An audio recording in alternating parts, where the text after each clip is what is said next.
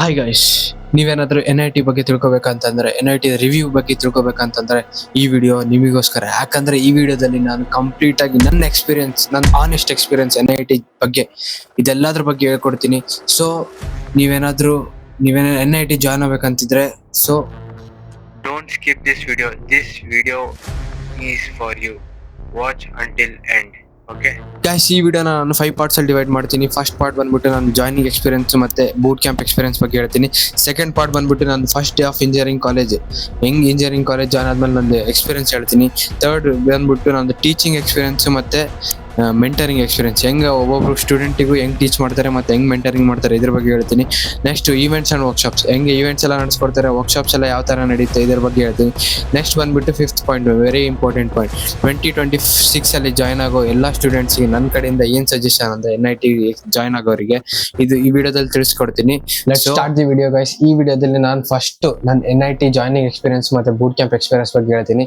First ನಾನು NIT join ಆಗಿನ ಮುಂಚೆ ಬಹಳ ಕನ್ಫ್ಯೂಸ್ ಆಗಿದ್ದೆ. ಈ ಕಾಲೇಜ್ ಸೇರ್ಬೇಕಾ ಇಲ್ಲ, ಈ ಕಾಲೇಜ್ ರಿಯಲ್ ಸ್ಕಿಲ್ಸ್ ಕಲ್ಸುತ್ತಾ ಇಲ್ಲ, ಬರೀ ಜಸ್ಟ್ ಡಿಗ್ರಿ ಅಷ್ಟೇ ಕೊಡುತ್ತಾ ಅಂತೇಳಿ ಡೌಟ್ ಇತ್ತು. ಅವಾಗ ನಾನು ನನ್ನ ಸೀನಿಯರ್ಸಿಗೆ ಕಾಂಟ್ಯಾಕ್ಟ್ ಮಾಡಿದೆ. ಅವರು ಎಲ್ಲ ಸಜೆಷನ್ ತಗೊಂಡೆ, ಅವ್ರ ಸಜೆಷನ್ ಅವರೆಲ್ಲ ಏನೇನು ಹೇಳಿದ್ರು ಅದೆಲ್ಲ ಕೇಳಿಸ್ಕೊಂಡು ಅದಾದ್ಮೇಲೆ ನನ್ನ ಡಿಸಿಷನ್ ತಗೊಂಡು ನಾನು ಜಾಯ್ನ್ ಆದೆ NITಗೆ. ಆಮೇಲೆ ಜಾಯ್ನ್ ಆಗಿ 2-3 ಮಂತ್ಸ್ಗೆ ನಾನು ಫಸ್ಟ್ ಬೂಟ್ ಕ್ಯಾಂಪ್ ಸ್ಟಾರ್ಟ್ ಆಯ್ತು. ಫಸ್ಟ್ ಬೂಟ್ ಕ್ಯಾಂಪ್ ಅಲ್ಲಿ ನಾನು ಫಸ್ಟ್ ಡೇ ಹೋದಾಗ ರಿಯಲಿ ಎಕ್ಸೈಟೆಡ್ ಆಗಿದೆ. ಯಾಕಂದ್ರೆ ಡಿಫ್ರೆಂಟ್ ಪಾರ್ಟ್ಸ್ ಆಫ್ ಪ್ಲೇಸಸ್ ಇಂದ ಡಿಫ್ರೆಂಟ್ ಪೀಪಲ್ ಬಂದಿದ್ರು. ಎಲ್ಲ ತರ ಜನ ಬಂದಿದ್ರು. ಒಬ್ಬೊಬ್ರು ಬಯಾಲಜಿಯಿಂದ ಬಂದಿದ್ರು, ಒಬ್ಬೊಬ್ರು CS ಬ್ಯಾಕ್ ಗ್ರೌಂಡ್ ಇಂದ ಬಂದಿದ್ರು. ಇದೆಲ್ಲ ನೋಡಿ ನನಗೆ ಒಂಥರ ಎಲ್ಲರಿಗೂ ಫ್ರಮ್ ಸ್ಕ್ರಾಚ್ ಇಂದ ಕಲಿಸ್ತಾರೆ ಅಂತ ಅಂದಿದ್ದು ರಿಯಲ್ ಆಯ್ತು.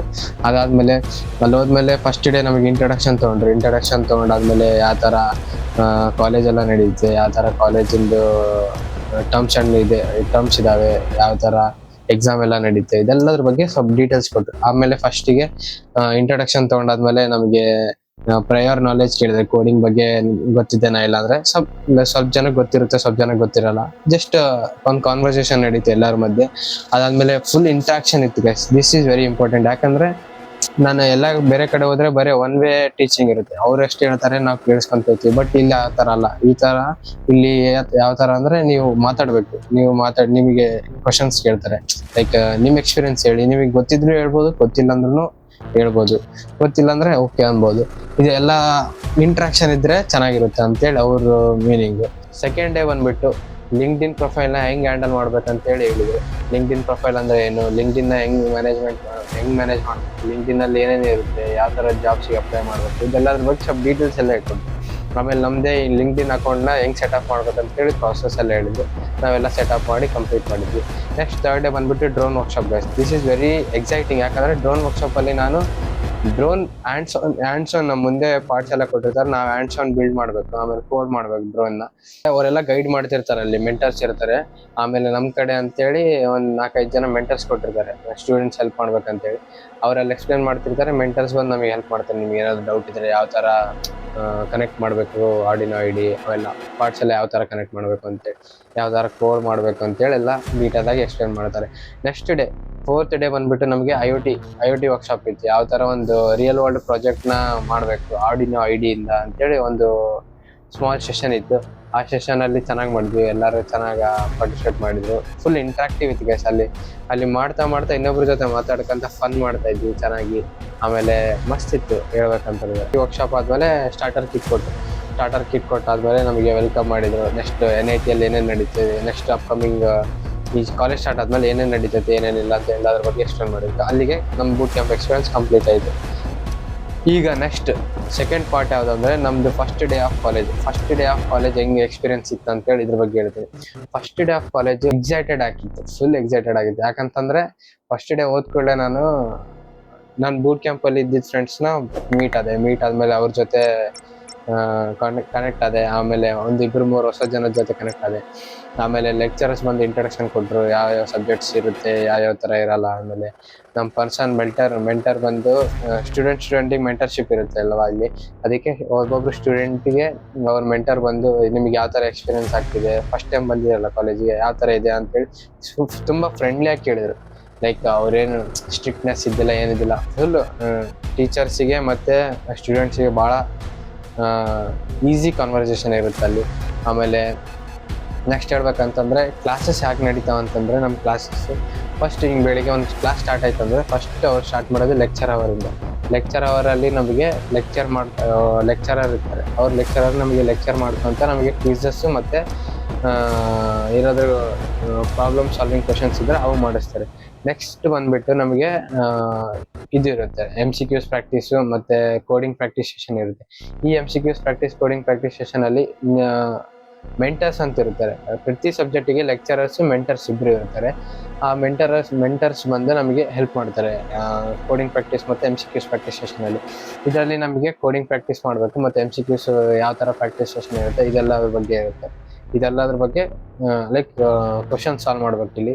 ಆಮೇಲೆ ನಿಮ್ಗೆ ಏನಾದ್ರು ಡೌಟ್ಸ್ ಇದೆ ಮೆಂಟರ್ಸೇ ನಿಮ್ಮ ಹತ್ರ ಬಂದು ಎಕ್ಸ್ಪ್ಲೇನ್ ಮಾಡ್ತಾರೆ ಗೈಸ್. ಇದೊಂದು ಒಳ್ಳೆಯ ವಿಷಯ, ಯಾಕಂದರೆ ನೀವು ಎದ್ದೋಗಿ ಮೆಂಟರ್ಸ್ ಕಡೆ ಹೋಗಿ ಅಲ್ಲಿ ಬಂದು ಕೇಳೋದೇನಿರ.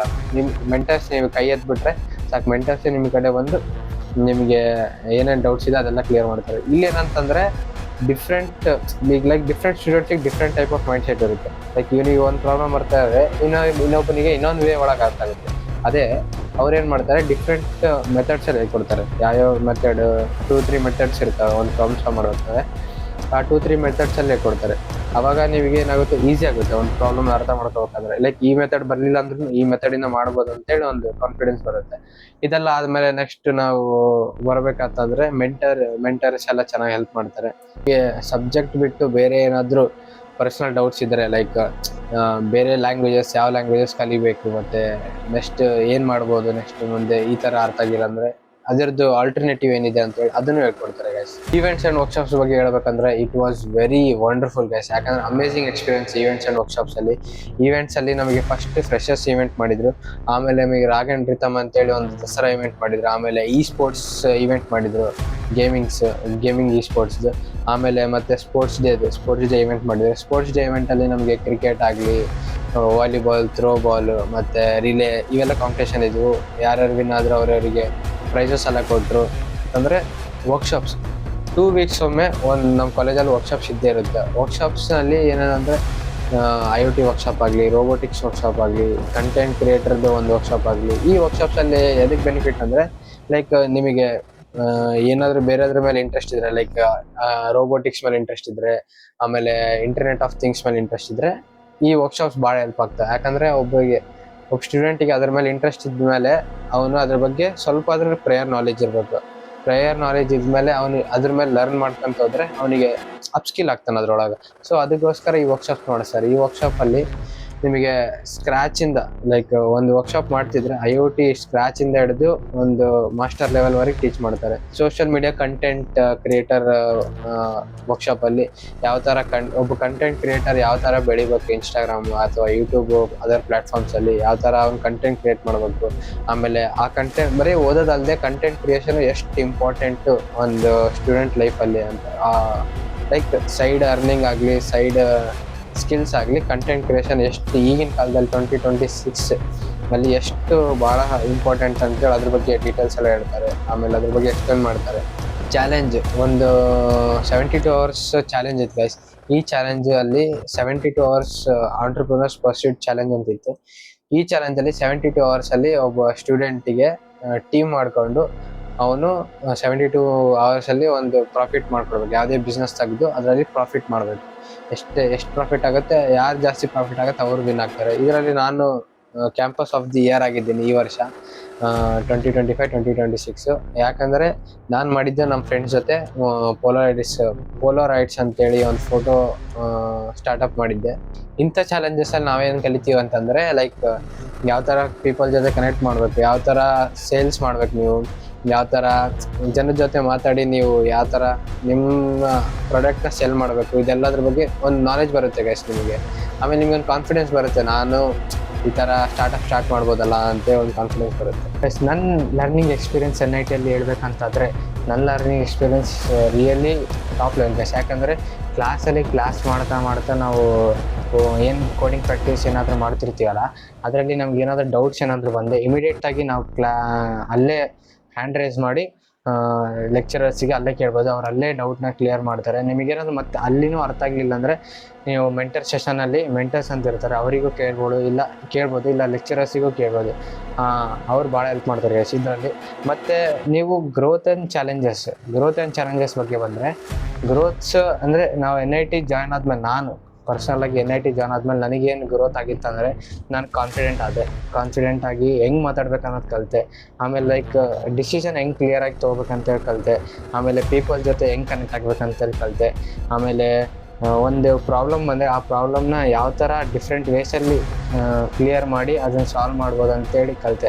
ಇವಿಷ್ಟು ನಾನು NIT ಬಂದು ಕಲ್ತಿದ್ದೆ ಗೈಸ್. ಇವೆಲ್ಲ ನೋಡೋಕೆ ಈಸಿ ಅನ್ಸ್ತಾವ, ಬಟ್ ರಿಯಲಾಗಿ ಎಕ್ಸ್ಪೀರಿಯನ್ಸ್ ಮಾಡಿದರೆ ಅವು ಭಾಳ ಟಫ್ ಕಲಿಬೇಕಂತಂದರೆ. ಆ್ಯಕ್ಚುಲಿ ಹೇಳ್ಬೇಕಂದ್ರೆ ಇವೆಲ್ಲ ಭಾಳ ನನಗೆ ಯೂಸ್ಫುಲ್ ಆಯಿತು.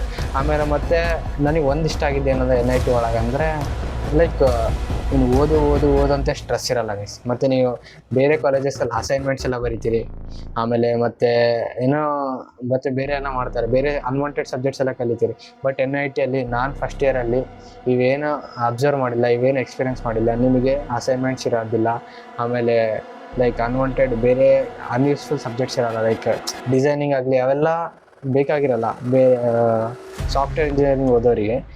ಬಟ್ ಸಿವಿಲ್ ಬೇರೆ ಬ್ರಾಂಚಸ್ಸಿಗೆ ಅದಕ್ಕೆ ಸಂಬಂಧಪಟ್ಟಂಗೆ ಅವ್ರು ಓದಿಸ್ತಾರೆ. ಬಟ್ ಈ ಸಾಫ್ಟ್ವೇರ್ ಇಂಜಿನಿಯರಿಂಗ್ ನನಗೆ ಅನ್ಸೋ ಮಟ್ಟಿಗೆ ಸಾಫ್ಟ್ವೇರ್ ಇಂಜಿನಿಯರ್ ಅವೆಲ್ಲ ಬೇಕಾಗಿರೋ ಸಬ್ಜೆಕ್ಟ್ಸು ಅವೆಲ್ಲ ನೀಟಾಗಿ ಎಕ್ಸ್ಪ್ಲೇನ್ ಮಾಡ್ತಾರೆ. ನಾನು ಫಸ್ಟ್ ಇಯರಲ್ಲಿ ಓದಿದ ಸಬ್ಜೆಕ್ಟ್ಸ್ ಯಾವ್ಯಾವ ಅಂದರೆ, ಫಸ್ಟ್ ಸೆಮ್ಮಲ್ಲಿ ಓದಿದ್ದು ಸಬ್ಜೆಕ್ಟ್ಸ್ ಯಾವ್ಯಾವ ಅಂತಂದರೆ, web development, python, generative AI, aptitude, maths, ಆಮೇಲೆ ಬೇಸಿಕ್ ಎಲೆಕ್ಟ್ರಾನಿಕ್ಸ್. ಇಷ್ಟು ಸಬ್ಜೆಕ್ಟ್ಸ್ ಓದಿದ್ವಿ ಗೈಸ್ ಫಸ್ಟ್ ಸೆಮ್ಮಲ್ಲಿ. ಆಮೇಲೆ ಫಸ್ಟ್ ಸೆಮ್ಮಲ್ಲಿ ವೆಬ್ ಡೆವಲಪ್ಮೆಂಟಲ್ಲಿ ನಿಮಗೆ HTML, CSS, ಜಾವಾಸ್ಕ್ರಿಪ್ಟ್ ಕಲಿಸ್ತಾರೆ. ಪೈಥಾನ್ ಲ್ಯಾಂಗ್ವೇಜ್ ಕಲಿತೀರಾ. ಆಮೇಲೆ ಜನರೇಟಿವ್ AI ಕಲಿತೀರಾ. ಜನರೇಟಿವ್ AI ಯಾವ್ಯಾವ ಥರ AI ಟೂಲ್ಸ್ ಇದ್ದಾವೆ ಅವೆಲ್ಲದ್ರ ಬಗ್ಗೆ ಕಲಿತೀರಾ. N8N ಆಗಲಿ, ಇಮೇಜ್ ಕ್ರಿಯೇಷನ್ ಆಗಲಿ, ವಿಡಿಯೋ ಕ್ರಿಯೇಷನ್ ಆಗಲಿ, ಆಮೇಲೆ ಒಂದು ಆಟೋಮೇಷನ್ ಮಾಡೋದಾಗಲಿ, ಇವೆಲ್ಲದ್ರ ಬಗ್ಗೆ ಕಲಿತೀರಾ. ಜನರೇಟಿವ್ AI ಮ್ಯಾಥ್ಸ್ ಇರುತ್ತೆ, ಆಪ್ಟಿಟ್ಯೂಡ್ ಇರುತ್ತೆ. ಅದು ಇಂಟರ್ವ್ಯೂ ಪಾಸ್ ಮಾಡ್ಬೇಕಂದ್ರೆ ಆಪ್ಟಿಟ್ಯೂಡು ಭಾಳ ಇಂಪಾರ್ಟೆಂಟ್ ಆಗಿರುತ್ತೆ, ಆಪ್ಟಿಟ್ಯೂಡ್ ಕ್ವೆಶನ್ಸ್. ಮತ್ತು ಅದಾದಮೇಲೆ ಬೇಸಿಕ್ ಎಲೆಕ್ಟ್ರಾನಿಕ್ಸ್ ಅಂತೇಳಿ ಯೂನಿವರ್ಸಿಟಿ ಪ್ರೊವೈಡೆಡ್ ಒಂದು ಸಬ್ಜೆಕ್ಟ್ ಇರುತ್ತೆ ಯೂನಿವರ್ಸಿಟಿ ಕಡೆಯಿಂದ. ಅದು ಎಲೆಕ್ಟ್ರಾನಿಕ್ಸ್ ಬಗ್ಗೆ ಇರುತ್ತೆ, ಲೈಕ್ ಫಿಸಿಕ್ಸ್ ಥರನೇ ಇರುತ್ತೆ ಮೋಸ್ಟ್ಲಿ. ಬಟ್ ಕಂಪ್ಲೀಟಾಗಿ ಡೀಟೇಲ್ಡಾಗಿ ಏನಿರೋಲ್ಲ, ಜಸ್ಟ್ ನಾರ್ಮಲ್ ಬೇಸಿಕ್ಸ್ ಎಲ್ಲ ಕವರ್ ಮಾಡ್ತಾರೆ ಅದರಲ್ಲಿ. ಇಷ್ಟಿರುತ್ತೆ. ಮತ್ತು NITಯಲ್ಲಿ ಏನು ಚಾಲೆಂಜಿಂಗ್ ಅನಿಸುತ್ತೆ ನನಗೆ ಅನ್ಸೋ ಮಟ್ಟಿಗೆ ಅಂತಂದರೆ, ಲೈಕ್ ಒಬ್ಬ ಸ್ಟೂಡೆಂಟ್ನ ಕಂಪ್ಲೀಟಾಗಿ ಒಂದು ಸಬ್ಜೆಕ್ಟ್ ಮೇಲೆ ಫೋಕಸ್ ಮಾಡಲೇಬೇಕು. ಆ್ಯಕ್ಚುಲಿ ಹೇಳ್ಬೇಕಂದ್ರೆ ಕಂಪ್ಲೀಟಾಗಿ ಒಂದು ಸಬ್ಜೆಕ್ಟ್ ಮೇಲೆ ಸ್ಕ್ರ್ಯಾಚಿಂದ ಹಿಡಿದು ಅವರು ಯಾವ್ಯಾವ ಟಾಪಿಕ್ ಕೊಡ್ತಿದ್ದಾರಲ್ಲ ಆ ಟಾಪಿಕ್ವರೆಗೂ ಕಂಪ್ಲೀಟಾಗಿ ಅಪ್ ಟು ಡೇಟ್ ಇರಬೇಕು. ಈ ಅಪ್ ಟು ಡೇಟ್ ಇಲ್ಲ ಅಂದರೆ ನೀನು ಎಲ್ಲಾದರೂ ಒಂದು ಕ್ಲಾಸ್ ಮಿಸ್ ಆದರೂ ನೆಕ್ಸ್ಟ್ ಡೇ ಕ್ಲಾಸೂ ಅರ್ಥ ಆಗಲ್ಲ. ಇದು ಒಂದು ಚಾಲೆಂಜಿಂಗ್ ಫೇಸ್ ಆಗಿದ್ದು ನನಗೆ. ಅದೊಂದೇ ಕವರ್ ಮಾಡ್ಬೇಕು ಅಂದ್ಕೊಂಡಿದ್ದೀನಿ. ಲೈಕ್ ಯಾವ ಡೇ ಮಿಸ್ ಮಾಡಲಾರ್ದಂಗೆ ಡೇ ಟು ಡೇ ಅಪ್ಡೇಟೆಡ್ ಆಗಿರ್ಬೇಕಂತ ನಂದು ಒಂದು ಸಜೆಷನ್ ನಿಮಗೆ. ಮತ್ತು ಎಫರ್ಟ್ ಏನಂತಂದರೆ ಪ್ರಾಬ್ಲಮ್ ಸಾಲ್ವಿಂಗ್ ಭಾಳ ಎಫರ್ಟ್ ಆಗಬೇಕು. ನೀವು ಒಂದು ಪ್ರಾಬ್ಲಮ್ ಆಗಲಿ 2 ಪ್ರಾಬ್ಲಮ್ ಆಗಿ ಸಾಲ್ವ್ ಮಾಡಿ ಮುಗೀತು ನಮ್ಮದು ಅಂತೇಳಿ ಅನ್ನೋಂಗಿಲ್ಲ. ಯಾಕಂದರೆ ಇದರಲ್ಲಿ ಭಾಳಷ್ಟು ಡಿಫ್ರೆಂಟ್ ಟೈಪ್ಸ್ ಇರುತ್ತೆ, ಡಿಫ್ರೆಂಟ್ ಪ್ರಾಬ್ಲಮ್ ಸಾಲ್ವಿಂಗ್ಸ್ ಇರ್ತಾವೆ, ಡಿಫ್ರೆಂಟ್ ಮೆಥಡ್ಸ್ ಇರ್ತಾವೆ. ಇವೆಲ್ಲ ಕಲಿಬೇಕಾದ್ರೆ ಇದಕ್ಕೆಲ್ಲ ಎಫರ್ಟ್ ಬೇಕೇ ಬೇಕು ಆ್ಯಕ್ಚುಲಿ ಹೇಳ್ಬೇಕಂತಂದು. ಮತ್ತು ಇಂಟರ್ನಲ್ ಎಕ್ಸಾಮ್ ಮತ್ತು ಸೆಮ್ ಎಕ್ಸಾಮ್ ಬಗ್ಗೆ ಹೇಳ್ಬೇಕಂದ್ರೆ, ಇಂಟರ್ನಲ್ ಎಕ್ಸಾಮು 2 ಇಂಟರ್ನಲ್ಸ್ ಇರ್ತವೆ. ಫಸ್ಟ್ ಇಂಟರ್ನಲ್, ಸೆಕೆಂಡ್ ಇಂಟರ್ನಲ್ ಅಂತೇಳಿ. ಫಸ್ಟ್ ಇಂಟರ್ನಲ್ಸಲ್ಲಿ ನಿಮಗೆ ಟೆಸ್ಟ್ ಮಾಡ್ತಾರೆ, ಯಾವ ಥರ ಸ್ಕಿಲ್ ಅಪ್ ಆಗಿದ್ದೀರಾ ನೀವು, ಯಾವ ಥರ ಸಬ್ಜೆಕ್ಟ್ ನಾಲೆಜ್ ಇದೆ ನಿಮಗೆ, ಯಾವ ಥರ ಎಕ್ಸಾಮ್ ಬರೀತಿದ್ದೀರಾ ಅಂತೇಳಿ, ಎಷ್ಟು ಕಾನ್ಫಿಡೆಂಟ್ ಆಗಿದ್ದಾರೆ ಎಕ್ಸಾಮ್ ಬರೆಯೋಕ್ಕಂತೇಳಿ ಟೆಸ್ಟ್ ಮಾಡ್ತಾರೆ. ಸೆಕೆಂಡ್ ಇಂಟರ್ನಲ್ಸ್ ಪ್ರಾಕ್ಟೀಸ್ಗೋಸ್ಕರ ಮಾಡಿಸ್ತಾರೆ. ಈ 2 ಇಂಟರ್ನಲ್ಸಲ್ಲಿ ಯಾವ್ದು ಜಾಸ್ತಿ ತೆಗೆದಿರ್ತಾರೆ ಅದು ಲಾಸ್ಟ್ ಸೆಮ್ ಎಕ್ಸಾಮ್ ಜೊತೆ ಇಂಟರ್ನಲ್ಸ್ ಆ್ಯಡ್ ಆಗುತ್ತೆ.